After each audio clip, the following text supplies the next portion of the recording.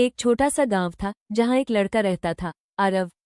बचपन से ही उसका सपना था कि वो अपने गांव का नाम रोशन करे। उसके पिता किसान थे और मां घर पर ही काम करती थी। पैसों की तंगी इतनी थी कि पढ़ाई के लिए किताबें खरीदना भी मुश्किल था।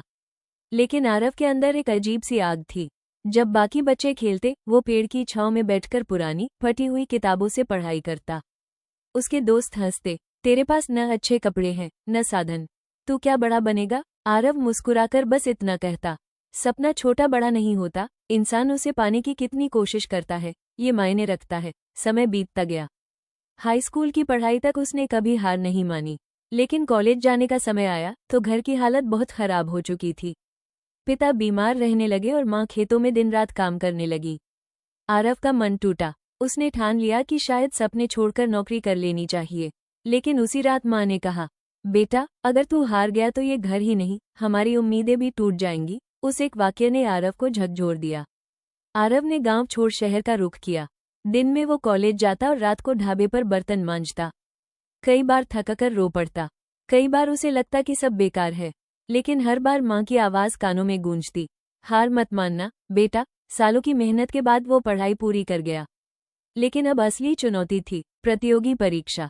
उसने कई बार कोशिश की, कई बार फेल हुआ। लोग कहते, तेरे बस का नहीं। एक दिन हारकर उसने सचमुच किताबें बंद कर दी। तभी उसे अपने पिता की पुरानी डायरी मिली।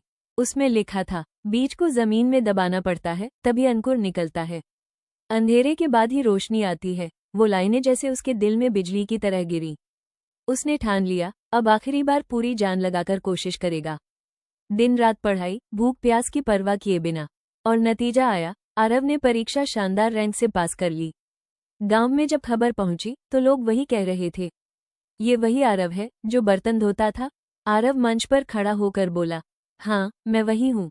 फर्क बस इतना था कि मैंने हार मानने से इनकार कर दिया। कहानी हमें सिखाती है कि सपनों को पूरा करने के लिए साधन नहीं, जिद और मेहनत चाहिए। हार का मतलब सिर्फ इतना है कि जीत अभी बाकी है। और जब हालात आपको तोड़ने लगे तो याद रखिए, अंधेरा हमेशा सूरज उगने से पहले ही सबसे गहरा होता है। दोस्तों, अगर आपको ये कहानी पसंद आई हो तो ज़रूर लाइक करिए, अपना फीडबैक कमेंट बॉक्स में लिखिए ताकि हमें पता चले कि आपको कौन सी कहानियाँ सबसे ज़्यादा पसंद आती हैं।